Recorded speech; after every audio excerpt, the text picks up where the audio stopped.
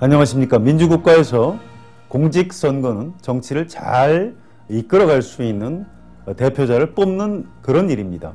민주주의를 유지하는 핵심적인 장치인 것입니다. 6.4 전국 동시지방선거가 다가오고 있습니다. 앞으로 4년 동안 지방정부를 맡게 될 시장, 도지사와 시도의원, 시군구 단체장과 시군구 의원을 뽑는 중요한 선거입니다. 동시에 전국 단위 선거인 만큼 정치적인 의미도 작지가 않습니다. 박근혜 대통령과 새누리당이 총선 대선에 이어 3연승을 달성할 수 있을까요? 아니면 새정치민주연합이 회생의 기회를 잡을 수 있을까요? 한겨레는 6.4 선거를 깊이 있게 분석하고 정확하게 내다보기 위해 특별한 기획을 마련했습니다. 한겨레신문과 한겨레TV가 함께 진행하는 주요 광역단체장 후보 집중 인터뷰입니다. 오늘은 첫 번째 시간으로 새누리당에서 서울시장에 도전하는 이혜훈 최고위원을 모셨습니다.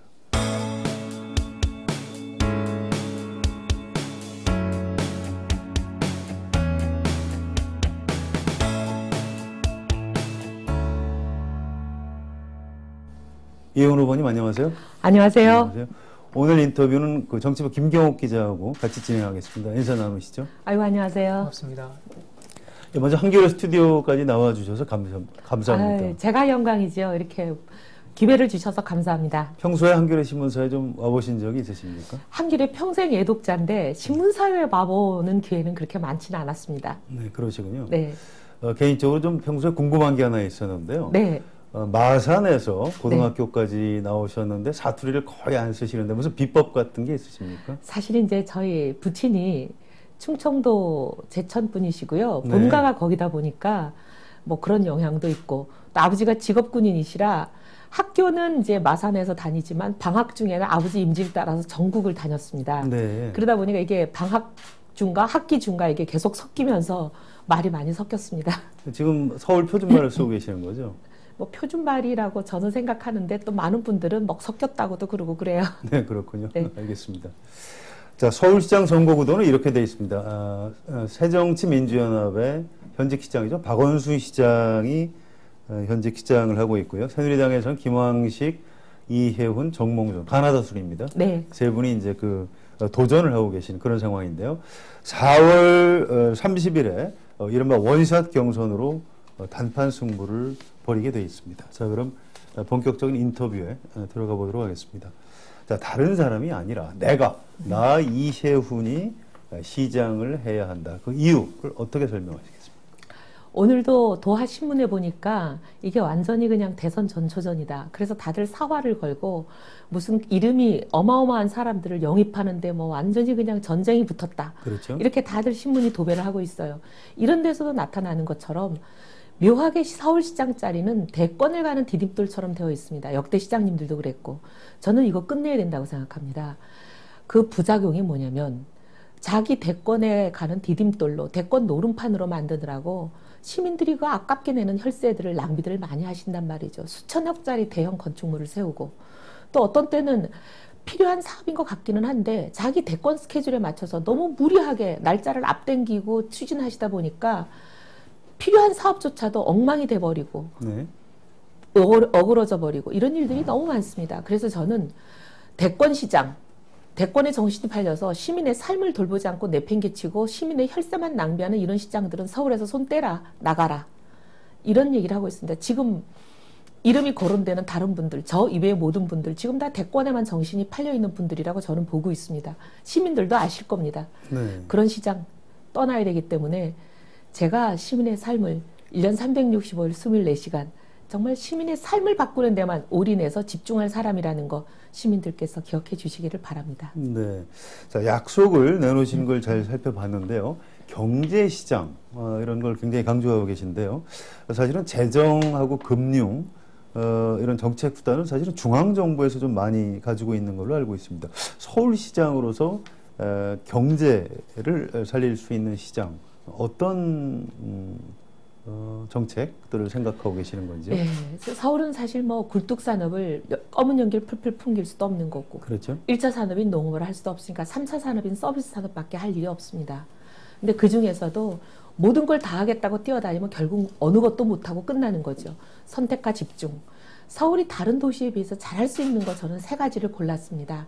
관광, 의료, 금융. 네. 근데 사실 한류의 나라 코리아인데 막상 한국에 오면 한류를 직접 체험해 보기도 어렵고 구경하기가 어렵습니다.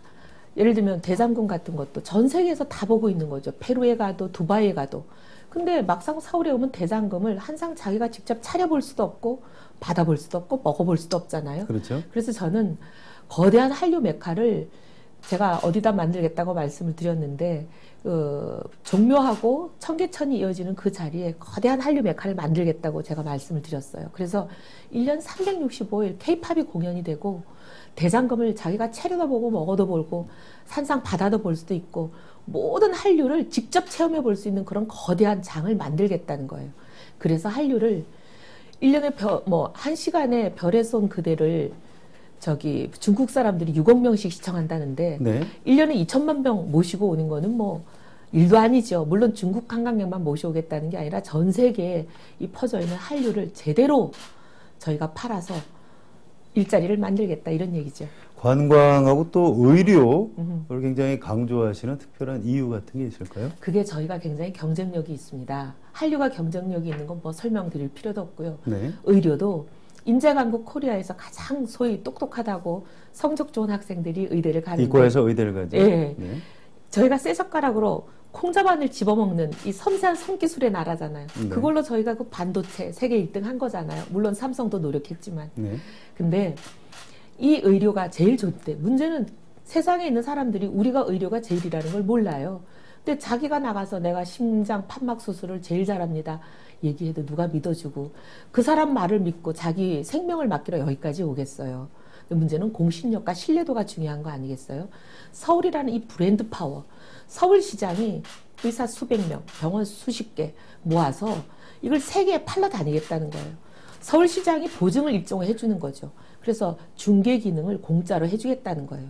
그래서 많은 세계 외국인 환자들을 끌어오는데 외국인 환자는 돈 많은 분들이라 한 분이 오면 혼자 오지 않습니다. 네, 여러 사람이 오죠. 수명을 데리고 오는 거죠. 네. 그분들이 여기 와서 관광도 하고 쇼핑도 하면서 돈도 쓰고. 근데 문제는 우리 의사들이 개원 겨우 하셨는데 무슨 엄청난 입원 시설이나 숙박 시설을 가질 수가 없죠. 그렇죠. 그래서 서울이 거대한 메디테를 서울 곳곳에 세워드리겠다는 거예요. 그냥 개원만 겨우 하신 의사들이 이런 분들을 모시고 의료 서비스를 외국인 환자들에게 제공할 수 있도록 그런 인프라나 이런 거는 서울시가 공공 서비스 차원에서 무료로 다 제공을 해드리겠다는 거예요. 서울시가 그런 인프라를 구축하기 위해서는 중앙정부하고 네. 좀 긴밀한 협조라고 할까요? 그런 것들이 좀 필요하지 않습니까? 네, 그래서 집권 여당 후보가 이걸 잘할 수 있다는 거예요. 야당 시장님보다는. 네, 그렇군요. 네. 알겠습니다. 자, 관광 관련해서 한두 가지 간단한 보충 질문을 좀 드리겠습니다. 관광으로 늘어나는 직업은 과연 양질의 일자리라고 할 수 있느냐 이런 반론을 누가 하는 걸 들었는데 어떻게 생각하십니까? 이제 예를 들면 양질의 일자리가 아닐 수도 있다. 하지만 양질의 일자리도 많이 나옵니다. 예를 들면 자영업이 상당히 활성화될 수 있으니까 자영업을 양질의 일자리가 아니다라고 반박하기도 어려운 거고요. 그렇죠. 왜냐하면 숙박업이든 음식업이든 또 쇼핑을 할 수 있는 여러 가지 가게들이든 이건 다 자영업이거든요. 양질의 일자리도 많이 늘어나고 네. 그다음에 또 그중에 일부 양질의 일자리가 아니라고 생각하시는 분들도 있겠지만 어쨌든 지금 당장은요 먹고 사는 게 급해서 찬밥 더밥 안 가리는 굉장히 절박한 분들에게는 이것도 좋은 겁니다. 네, 그렇군요. 아까 한류 콘서트장 을 염두에 두고 계신 장소를 잠깐 말씀을 하셨는데 그게 어떤 장소를 말씀하시는 건가요? 예를 들어서 좀 설명을 해주시죠. 예, 제가 지난번에 말씀드린 거는 지금 현재 세운상가 자리를 저는 거기를 폭이 90m, 길이가 1m 되는 거대한 도심공원, 3만 평 규모의 도심공원을 하늘이 보이지 않는 울창한 숲을 만들겠다고 말씀을 드렸고요. 네. 그 아래 공간, 일종의 지하 대도, 거대한 지하 왕국을 만들겠다고 말씀드렸어요. 네, 네. 그래서 그 아래 한류 메카를 만들겠다는 거거든요. 그리고 이제 지상에 있던 세운상가에 입주하고 계시는 상인들에게는 한류 메카와 함께 거기에 상권이 생기지 않겠습니까? 그렇죠. 그 자리에는 우선 입주권을 드리겠다는 거예요.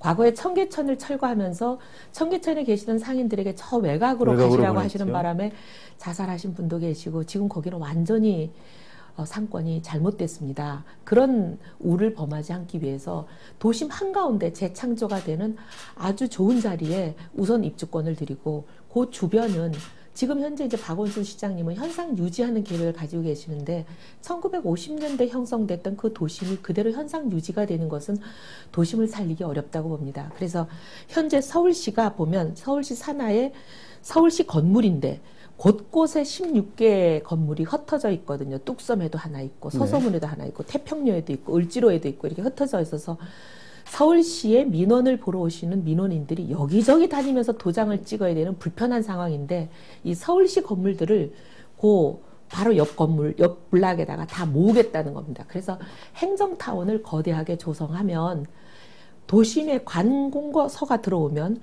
주변에 여러 가지 상가가 활성화되면서 형성이 됩니다. 네. 그래서 그렇게 거대하게 도심을 재창조하겠다는 계획을 발표한 적이 있습니다. 네, 지금 이혜원 후보님 말씀하시는 거 들어보니까 강북의 세운장가 그 근처가 뭔가 상전 활성화되고 일종의 도심의 재창조라고 말씀드리고 싶습니다. 그런 그림입니다.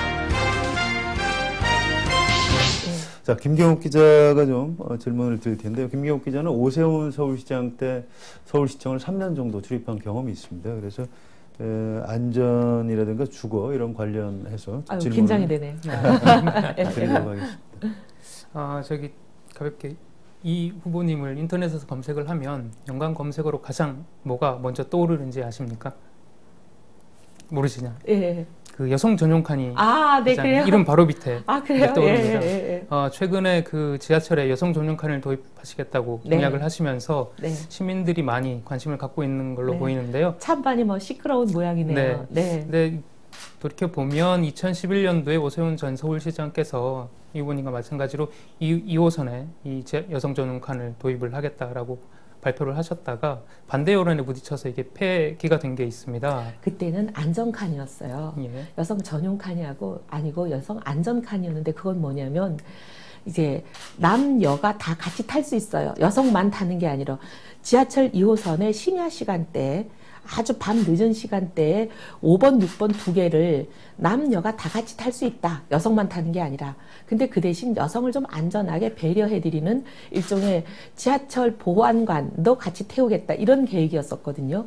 근데 이제 이게 여론이 좀 시끄럽다 해가지고 오세훈 시장이 금방 철회를 했어요. 근데 저는 조금 다른 계획인 게 남녀가 같이 타는 게 무슨 의미가 있냐.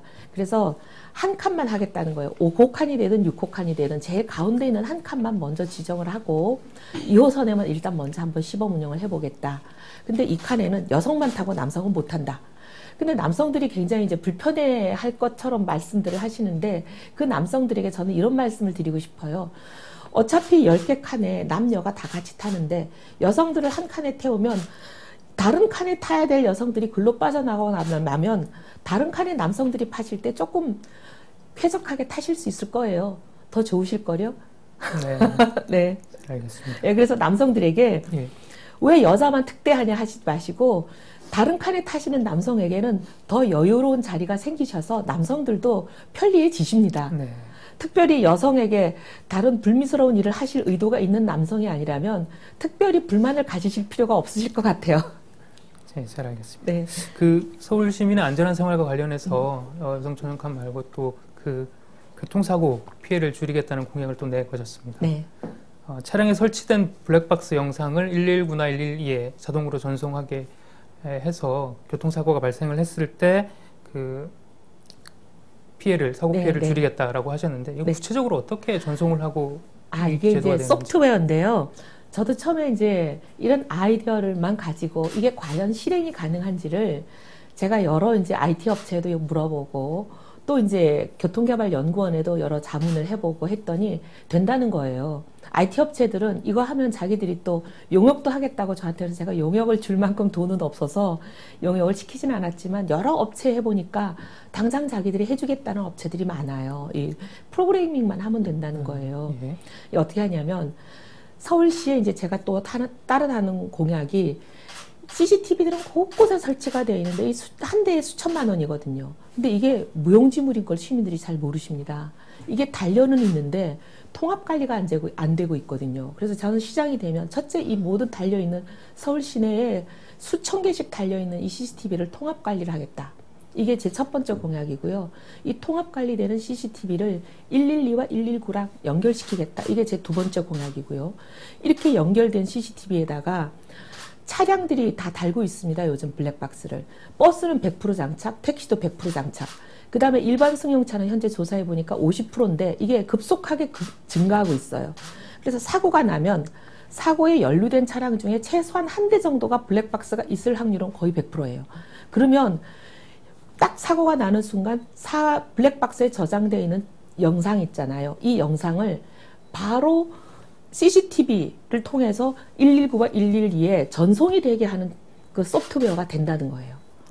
그렇게 하면 바로 받자마자 112와 119의 팝업 창으로 뜨게 됩니다. 저희가 이제 하나를 시범 사례로 한번 샘플로 해봤습니다. 했더니 바로 이렇게 팝업 창으로 떠요. 그러면 모니터 요원들이 이걸 보고 있다가 사고 상황이 사람이 쓰러져서 출혈이 많다. 이 정도 되면 저렇게 되면 그냥 내버려 두면 장애가 되거나 사망이 되거나 하잖아요. 바로 119에 어떤 장비를 탑재해서 바로 보내줘야 되는지가 금방 나오니까 금방 급파가 되죠.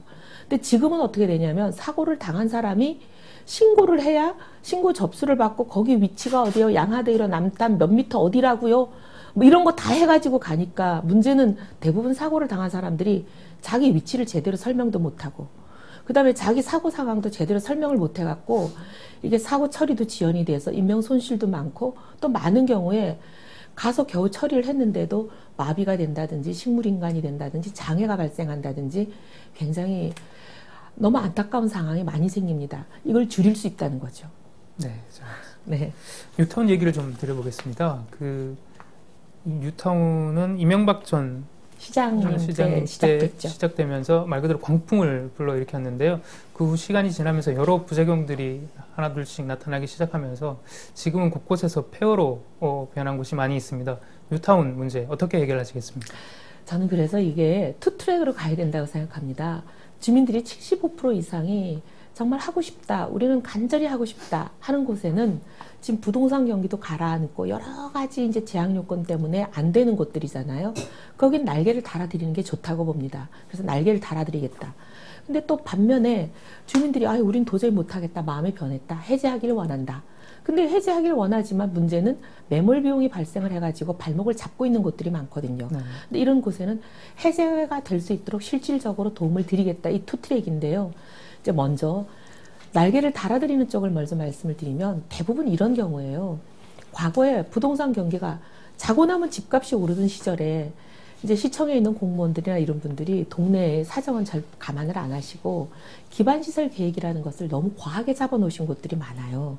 동네는 집들이 20평, 30평짜리 작은 집들이 다닥다닥 있는데 그 여건은 안 보시고 막 도로를 엄청나게 넓게, 공개공지도 무지하게 넓게, 공원 녹지도 넓게, 또 공공청사 동사무소 같은 거는 막 호화청사 될 만큼 넓게, 이런 경우는 그 기반 시설을 다 감당하고는 자기 가진 땅의 40%가 날아가 버리는 그런 경우는 사업을 할 수가 없죠. 그런 경우는 저는 이 모든 기반 시설 계획 기존의 거는 원점에서 재검토하겠다. 그래서 합리적으로 축소 재조정을 해서 사업이 추진이 되도록 해드리겠다. 이게 제 첫 번째 공약이고요. 두 번째는 공공조합원 제도를 도입해드리겠다는 거예요. 이건 뭐냐면 어떤 뉴타운이든 재개발이든 재건축이든 그 지역에 가면 국공유지가 꼭 있습니다. 주인은 공공기관이잖아요. 근데 덩어리 땅, 큰 덩어리 땅에 대해서는 조합 보고 선매입을 하라 그러면서 보상비를 내놓으라 그래요. 수십억, 수백억인데 조합이 돈이 당장 없잖아요. 그래서 사업이 안 되거든요. 이걸 그렇게 하지 말고 조합원 자격을 드리겠다는 거예요. 그러면 뭐가 좋으냐면 조합원 자격을 드리면 선매입을 할 필요가 없어요. 보상비가 안 들어가죠. 근데 그 대신 조합 총회 와가지고 감나라 대추나라 하면 골치 아파지니까 조합원 총회는 못 들어오신다. 그 대신 조합원 자격은 주겠다. 이러면 돈 안 들어줘 좋아요. 엄청난 보상비. 그 다음에 두 번째는 시청, 구청이니까 인허가 받으러 다니는 게 다 시청, 구청에 인허가 받으러 다니시잖아요. 3, 4년씩 안 걸려요. 조합원이 시청, 구청인데 빨리 가죠. 그 다음 세 번째는 시청과 구청이 조합원이니까 시공사, 시행사가 돈을 뒤로 빼돌리고 부정과 비리를 마음대로 못 저질러요. 없어서 좋아요. 그 다음 또 네 번째는 설사 부정과 비리가 생겨도 지금처럼 변호사 비용을 수십억씩 쓰면서 재판 가서 1, 2, 3심 4, 5년씩 가는 그런 일을 안 해도 됩니다. 변호사비 1원도 안 들이고 그냥 공공감사 내려보내서 한 달 정도 걸리면 딱 해결을 해줄 수가 좋아요. 예. 하여튼 여러 가지로 굉장히 좋은 제도가 많은데 시간이 너무 걸려서 설명을 다 못 드리겠네요. 그렇습니다. 정책과 관련해서는 사실은 예, 하고 싶은 말씀이 너무 많네요. 1박 2일로 말씀을 네. 해달라고 해도 사실은 다 들을 수가 없고요. 지금 경선, 당내 경선 구도와 관련한 궁금증이 있습니다. 아무래도 여론조사 수치를 보면 김황식, 정몽준 후보에 좀 많이 밀리는 걸로 나타나는데요. 뒤집으실 수 있습니까? 여론조사는 이제 전체 우리 경선의 배점 중에 20점입니다. 네. 나머지 이 배점의 2배 반이나 되는 게 이제 당원들 투표죠. 50%죠? 네. 당원들은 누가 당을 위해서 헌신했고, 누가 또 박근혜 정부와 가장 긴밀하게 협조하면서 서울시장을 이끌 수 있는지, 그리고 또 누가 어떤 정치를 해온 사람이고 어떤 인간 됨됨인지 이런 걸 정확하게 많이 알고 계시는 편이죠. 이혜훈 후보님을 돕는 사람들은 어떤 분들입니까? 그 선대위원장을 뭐 누구를 해야 되겠다 이렇게 염두에 두고 계신 분이 좀 있나요? 저희는 정해져 있습니다. 정해져 있고 오랫동안 뭐 이미 정해져 있는 분이 있죠. 근데 이제 발표를 저희가 언제 할까 그러고 있는데, 네, 그러시군요. 뭐 강인섭 전 장관님이시고 네. 재선 의원도 지내셨고 청와대 정무수석도 하셨고 우리 친박 그 조직인 서울 희망포럼 뭐 저기 대표셨죠. 젊을 때 기자를 하셨던 네, 분이죠. 네, 네, 네. 기자도 하셨고. 그 조직에 아무래도 네. 좀 강점을 가지고 계신다고 말씀하실 수 있습니까? 당협위원장이나 현역 의원들 중에 좀 돕는 분들이 계십니까? 네, 저희는 뭐 그래서 21병을 지난번에 저희가 뭐 오래전에 저희가 이제 캠프 개소식을 할 때 이미 발표를 했고요. 네. 네. 그렇군요. 예, 48명 중에서 사실 당협위원장들이 보면 누구를 돕는다고 잘 어렵죠. 표명을 잘 안 합니다. 예. 그러니까 48명 중에 표명을 하시는 분이 절반이 잘 안 되죠.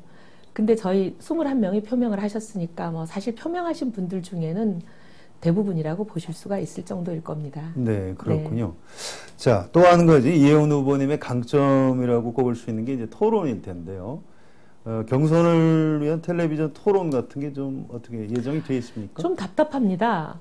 불과 이틀 전에 새 후보의 총괄본부장이 모여서 4월 8일을 첫 토론에 이제 모 방송사와 네. 합의를 해서 정했거든요. 근데 이제 두 후보 측에서 계속 이 합의를 미적거리고 계시는 것 같아요. 왜 그러죠? 정했는데 토론을 피하는 건가요? 그러니까 그 중에 한 후보는 본인이 토론을 하자고 공개적으로 제안도 하셔놓고는 앞으로 하시는 공개적인 말씀 다르고 뒤로 하시는 말씀이 다른 건지. 네.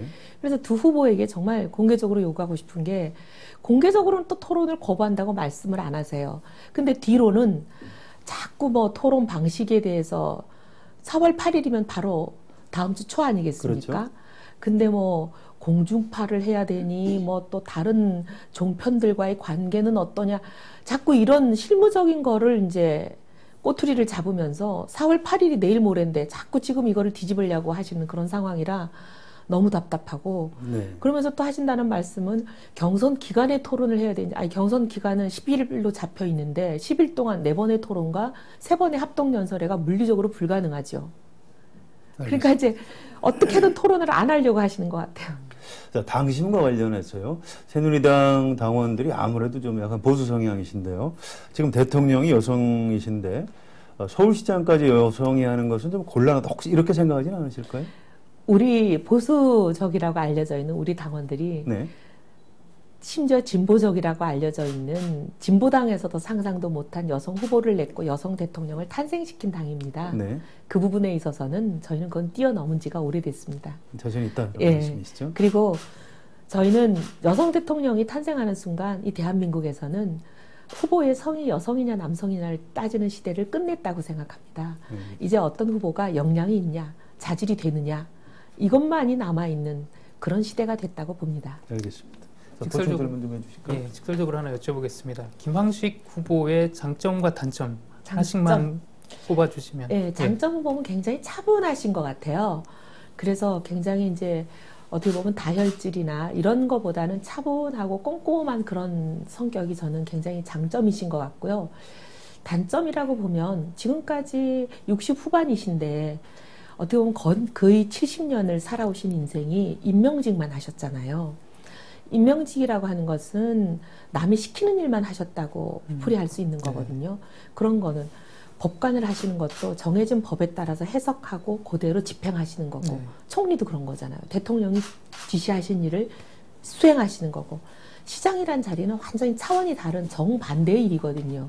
미래를 이뤄내는 것이고 창의적인 시정을 하시는 것이기 때문에 행정이란 이름이 똑같다고 해서 같은 일이 아닙니다. 정반대의 일입니다. 그래서 창의적인 일을 해보신 적이 없기 때문에 이게 과연 가능할까 그런 의문이 남아있는 거죠. 네. 정몽준 후보는 어떠십니까? 정몽준 후보의 장점이라면 굉장히 이제 다이내믹하죠. 여러 경험이 있으시고 뭐 스포츠인이시기도 하고 또 정치인이시기도 하고 기업 경영도 해보셨고 다양한 경험과 경륜이 많으신 건 그분의 장점이라고 봅니다. 단점이라면 현재 여론조사가 상당히 높으신 거잖아요. 더 이상 올라갈 수 없다는 얘기죠. 아, 예. 네. 김황식 후보도 그렇고 정몽준 후보도 그렇고 최근에 그 행보를 보면 친박임을 의식적으로 드러내는 모습을 좀 보이고 있으신 것 같은데요. 이혜훈 후보는 원조 친박이라는 평가를 받고 계신데 두 후보의 이런 행보 어떻게 보고 계십니까? 친박임을 굳이 의식적으로 드러내고 강조하고 팔려고 한다는 건 아니란 뜻이죠. 나이키가 뭐 나이키라고 굳이 얘기하나요? 나이키가 아닌 유사 상표들이 나이키라고 계속 주장하는 거죠. 네. 예. 박원순 현 서울시장의 그 시정을 한번 좀 평가를 부탁드리겠습니다. 무엇을 좀 잘했고 네. 무엇이 조금 부족하다라고 보시는지요? 저는 이제 박원순 시장의 문제의식에 대해서 굉장히 공감하는 부분이 많이 있습니다. 예를 들면 송파 세모녀 자살 같은 것만 보더라도 빈곤만이 문제는 아니잖아요. 근데 이제 그 문제의식이 공동체가 파괴되어서 우리 구성원들끼리 소외가 생기고 어떻게 보면 이제 공동체로 복원을 해야 된다. 이런 중요한 문제의식을 갖고 계시는 것 같아요. 그래서 공동체 복원을 위해서 노력하시려고 많은 일들을 하시는 거. 이런 부분에 저는 깊이 공감하거든요. 근데 이제 그것을 추진하는 방식에 있어서 생활협동조합이라는 것은 저는 동의하지 않는 부분도 있긴 하지만 어쨌든 문제의식을 갖고 그것을 위해서 노력하시는 그 부분에 제가 공감을 많이 합니다. 그런데 한 가지 이제 좀 또 저는 다른 생각을 갖고 있는 것은 도시라는 것은 끊임없이 발전해야만 되는 것이지 발전하지 않으면 다른 도시들이 지속적으로 발전하기 때문에 자동 퇴보가 되는 거잖아요. 그리고 그 도시 안에 살고 있는 시민들의 생존의 문제를 보듬지 않으면 이거는 시장으로서 가장 중요한 직무를 놓치는 게 되는데 일자리 문제, 전월세 문제, 생존과 직결된 이 문제들에 대해서는 성과를 내시지 못한 것 같아요. 그래서 그 부분은 소홀하셨고 저는 그 부분에서는 시장으로서 가장 중요한 일을 놓치신 거다 이렇게 봅니다. 예, 정치적인 현안 관련해서 몇 가지 좀 질문을 드리겠습니다. 이게 서울시장 선거하고도 직접 관련이 있는 문제라서요. 새정치민주연합이 이제 민주당하고 안철수 의원이 통합을 해서 새로 만든 정당인데요. 지금 기초선거 무공천 문제를 가지고 지금 내부에서 여러 가지 논쟁이 벌어지고 있습니다. 자, 야당의 기초선거 무공천 그 자체를 어떻게 평가하십니까? 잘하는 것이다, 잘못하는 것이다. 글쎄요, 이제 뭐 약속을 지킨다고 말씀하시면서 하시긴 하시는데 처음에는 새 정치를 하기 위해서 저당과는 도저히 같이 할 수가 없어서 새로운 당을 만든다 그러시더니 다시 또 도저히 같이 할 수 없다는 당과 합한다는 것은 무슨 일인지 전 도저히 모르겠고요. 네. 도저히 명분도 없고 이해가 안 되는 그런 일이죠.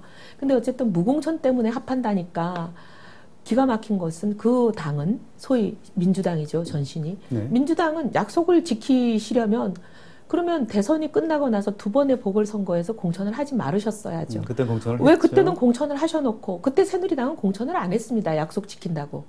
그러면서 저희가 위험 부담, 선거에 지는 위험 부담을 무릅쓰고 약속을 지키기 위해서 공천을 안 했죠. 근데 본인들은 그때는 다 공천해놓고 왜 이제 와서 뜬금없이 약속을 지킨다고 하면서 공천을 안 한다 그러고 새누리당은 약속을 안 지키는 나쁜 당이다라고 비난을 하는지 도무지 납득이 안 되는 상황입니다. 근데 저는 일단 당의 이런 그 공식적인 행보와 상관없이 저는 끊임없이 공천을 해야 된다고 주장해온 사람이고 그때 당시 대선 공약에도 찬성하지 못한 사람입니다. 그러셨군요. 저는 당은 공천해야 된다고 봅니다. 근데 뭐 그럼에도 불구하고 당이 정했기 때문에 승복을 하긴 했는데요. 저는 어쨌든 지금 이 무공천, 강천하지 않는 것이 새정치라고 생각하는 데는 저는 동의는 어렵습니다. 자, 현실적으로 네. 야당이 기초선거 공천을 안 해주면 새누리당이 큰 이익을 볼 것 같은데요. 이렇게 되면 서울 시내 구청장 대부분 새누리당이 이길 것 같지 않습니까? 어떻게 꼭 보십니까? 그렇지는 않습니다. 왜냐하면 왜 현역 그렇죠? 프리미엄이 있습니다. 왜냐하면 이게 우리 국민들이 이제 정치권의 일차적인 잘못 때문에 빚어진 정치 무관심 때문인데요. 정치에 대해서 관심이 없으시고 어떤 후보가 어떤 이력과 경력과 자질을 가졌는지 시민들이 따져보지 않습니다. 그냥 들어본 이름만 찍기 때문에 현역이 4년 동안 온갖 선거운동을 다 한 거거든요. 실질적으로 구청장 직무를 수행한다는 그 자체가 선거운동이었습니다. 4년 동안 사업하고 예산 쓰고. 그래서 들어본 이름은 구청장 현역밖에 없습니다. 서울 시내 5개 빼고 20개 구청장이 다 민주당 현역이기 때문에 민주당 현역이 가지고 있는 그 프리미엄이라는 거는 상상을 초월합니다. 그렇군요. 예, 그래서 민주당이 결코 불리하지 않습니다. 네, 결과는 어느 쪽이 더 구청장이 많이 당선될지는 아무도 알 수 아무도 알 없습니다. 수 없다. 네. 이렇게 보시는 거죠. 자, 이어서 박근혜 대통령, 박근혜 정부 관련해서 몇 가지 좀 질문을 드리겠습니다. 대통령 선거가 끝난 지 벌써 한참 됐는데요. 그 이후에 박근혜 대통령을 따로 좀 만나서 대화를 나눠보신 일이 있습니까? 아닙니다. 독대한 적은 단 한 번도 없고요. 당 지도부가 다 같이 뵐 때 그때밖에 뵌 적 없습니다. 그때- 그리고 뭐 여러 명이 모여서 행사할 때 그런 때밖에 뵌 적 없습니다. 따로 뭐 어떤 애정 표현 같은 것도 아, 많으시던가요? 그런 스타일인 아니시죠? 분이 아니시고요. 그리고 저도 대통령을 만드는 데까지 제가 뭐 정치 생명을 걸고 고생한 건 있지만 네. 그걸로 끝나야지. 그러고 나서 뭐 대통령을 뵈려고 전화 연락을 하거나 하면 그동안 제가 어떻게 보면 고생하고 희생한 게 추한 것이 되기 때문에 저는 그러고 싶지 않습니다. 자, 원조 친박인데 지금은 약간 좀 멀어진 것 같다 이런 당내 평가도 있던데 실제로 그런가요? 아마 그게 이제 제가 대통령 되시고 나서 일절 연락 안 하고 그것 때문에? 그런 것 때문에 그러지 않겠습니까? 그렇군요. 예. 저는 대통령 되시고 나서 연락하고 그럴 생각은 애초부터 없었습니다. 네, 알겠습니다. 네. 자, 지금 박근혜 대통령이 국정 수행을 대체로 잘 하고 있다고 보십니까? 평가는 어떻게 하시는지요? 그거야 뭐 이제 제 개인적인 평가보다 국민들의 객관적인 평가가 지지율이 60%를 넘는 대통령이 왜 그렇게 높다고 보십니까? 잘하고 계시니까 그렇겠죠. 네. 국민들이 현명하지 않겠습니까? 대한민국 국민들은 현명하다고 저는 믿습니다. 예, 내용을 조금만 따져보면 뭘 잘하고 있다고 평가를 하고 아마 있을까요? 이제 국민들은 그런 것 같아요. 특히 이제 외교 부분이나 대북 문제 이런 네. 부분에 대해서 원칙을 지키면서 어떻게 되면 굴종하지 않고 확실히 얻어낼 거 얻어내고 당당하게 하신다 이런 평가가 굉장히 많은 것 같습니다. 그렇군요. 네. 자, 이런 부분은 중장기적으로 볼 때 좀 지금보다는 좀 더 잘 해줬으면 좋겠다. 좀 아쉬운 부분이 있다. 혹시 이런 건 없습니까?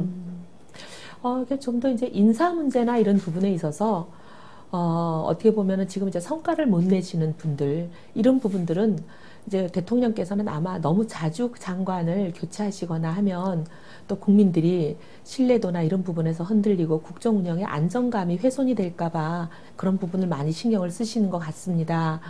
그런데 이제 너무 성과를 못 내시는 그런 장관들에 대해서는 이제 지방선거 전이니까 지금은 아마 안 하실 텐데 네. 지방선거가 끝나시면 조금 고려를 해주시면 좋겠다 이런 개인적인 바람이 있습니다. 지방선거 끝나면 좀 바꿔주는 게 좋겠다. 예. 이런 말씀이시네요. 주로 어느 분야를 염두에 두시는지요? 아무래도 좀 국민들이 가장 그 절절하게 간절히 바라는 부분은 경제 활성화 아닐까요? 그렇죠? 네. 네, 알겠습니다. 그 정도까지만 여쭤보는 게 좋을 네. 것 같네요. 네. 자, 김경욱 기자, 이혜원 후보님, 이 개인적인 스토리도 굉장히 좀 재미있는 게 많은데, 네. 아무튼 좀 그런 예. 질문을 좀 알겠습니다. 드려볼까요? 이 후보님의 학력이나 경력만 보면 예. 조금 딱딱한 이미지가 떠오르는데요. 예. 엘리트 경제 전문가 예. 그런 경제가 이미지가. 하도 숫자만 쓰니까 다들 딱딱하게 네. 보세요. 예. 근데 주변 분들의 말씀을 들어보면 상대방을 상당히 편안하게 해준다 이런 말씀들을 많이 하시더라고요. 예. 원래부터 성격이 좀 그러셨던 건지 아니면 정치에 입문하시고 난 뒤에 좀 많이 바뀌신 건지 궁금합니다. 사실 어떻게 보면은 다들 저희 동기가 340명이었는데요. 대학 동기들이. 제가 신문에 국회의원이 됐다고 이렇게 당선자 명단에 났을 때 제가 아닌 동명이인인 줄 알았대요. 제가 정치할 거라고 우리 동기들 아무도 생각을 못했어요. 제가 원래 그냥 이렇게 뭐 어디서나 볼 수 있는 그런 사람 스타일이지 정치하는 스타일하고 거리가 멀거든요.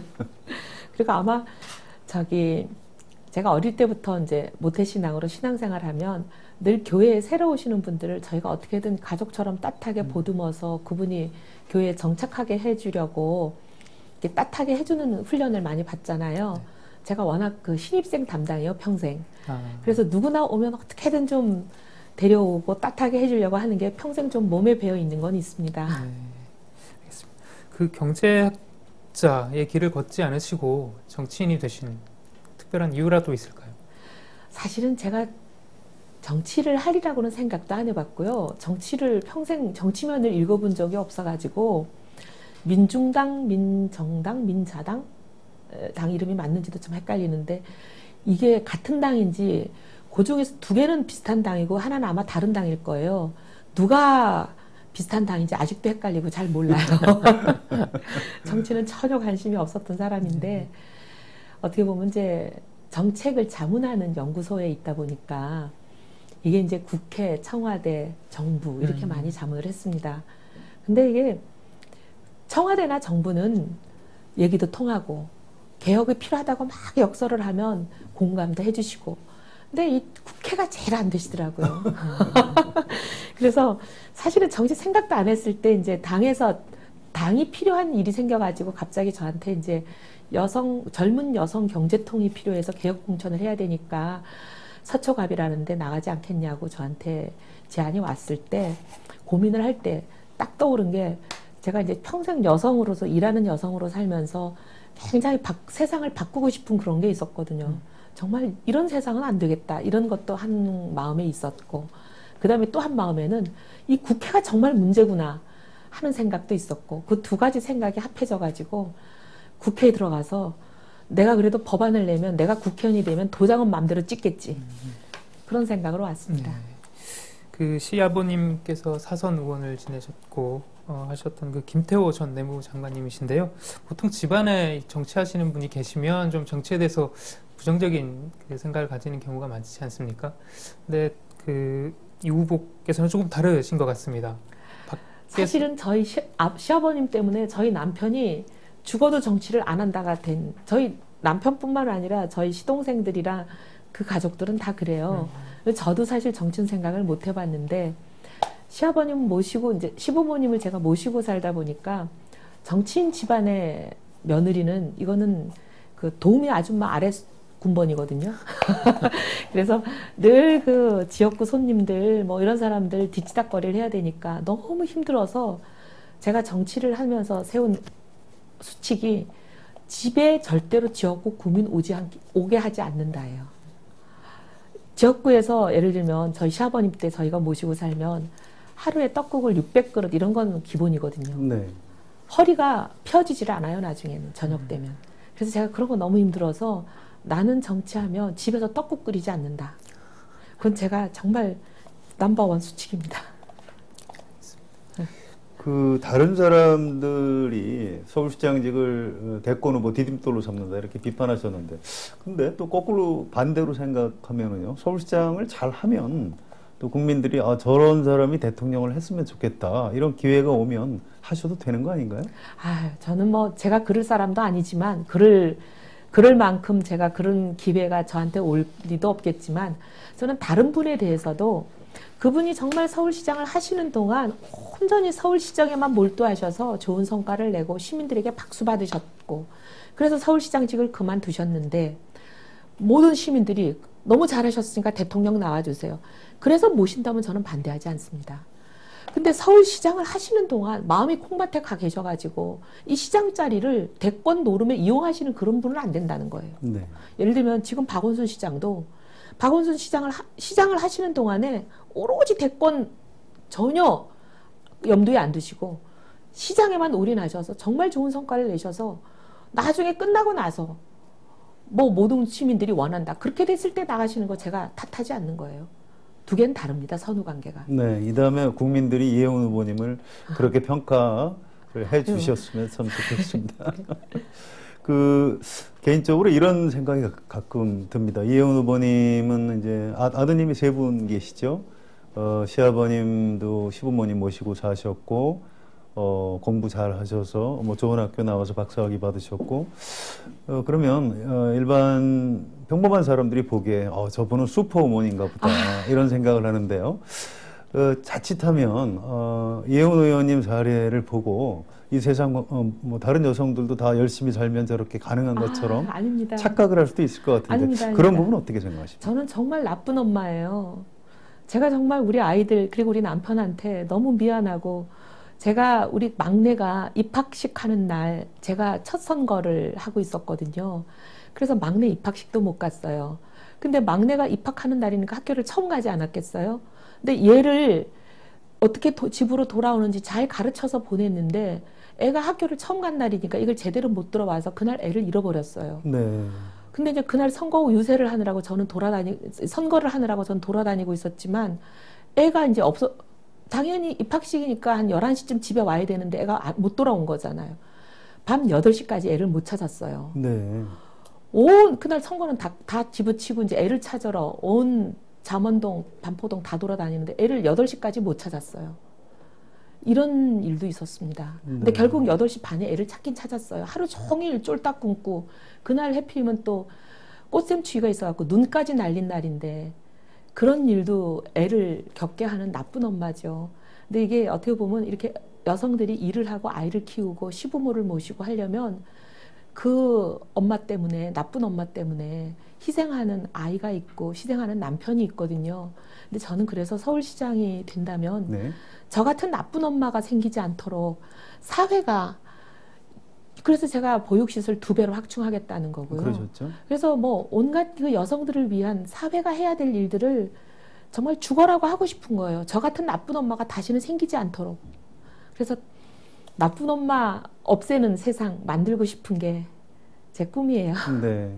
참 예. 가슴이 좀 저도 가슴이 예. 좀 답답해집니다. 그래서 제가 이 땅에서 직장 생활하면서 아이 키우고 사는 엄마들이 좋은 글씨를 가슴에 달고 산다고 제가 늘 얘기하는 게, 그래서 제가 여성 대통령 만들려고 그렇게 기를 쓰고 만드느라고 뭐 검찰에도 몇 번씩 넘겨지고 공천 살생부마다 오르고 하면서도 기를 썼던 거예요. 네. 제가 그러고 나서 대통령께 뭐 연락도 안 드리고 하는 이유가, 제가 그러고 나서 뭐 대통령한테 연락드리고 하면 무슨 자리나 바라는 사람이 되기 때문에 네. 그런 추한 꼴은 하고 싶지 않다는 거죠. 알겠습니다. 네. 말씀하시면서 눈시울이 약간 붉어지시는데요. 네. 이 부분 좀 다시 합시다. 네. 저기 좀 정리하시는 게 좋을 죄송합니다. 것 같아요. 예. 예. 이걸 예. 아유, 죄송합니다. 예. 괜찮습니다. 쓰세요. 아유, 죄송합니다. 이 주책이. 아니에요. 무슨 말씀하세요? 아유, 죄송합니다. 예. 아유, 이거 빨아들여야 되는데 죄송합니다. 예. 괜찮습니다. 예. 준비됐습니다. 예. 자, 이제 인터뷰를 좀 정리해야 될 시간인데요. 굉장히 중요한 걸 준비해 왔는데 제가 눈치 없이 안 물어본 게 있으면 좀 말씀해 아닙니다. 주시죠. 아닙니다. 워낙 뭐 다양하게 많이 물어주셔서 감사하고요. 근데 정책은 너무 이제 설명드리려면 복잡하고 길다 보니까 그렇죠. 방송에 다 말씀드릴 수가 없죠. 혹시 정책에 대해서 궁금하신 분들이 있으시면 저희 홈페이지에 자세히 설명드릴 테니까 들어와 주시기를 부탁드립니다. 알겠습니다. 자, 그럼 인터뷰를 정리해야 되는데요. 이혜원 후보님께서 저희 한겨레 텔레비전 시청자들한테 간단하게 마무리 인사를 좀 해주시면 감사하겠습니다.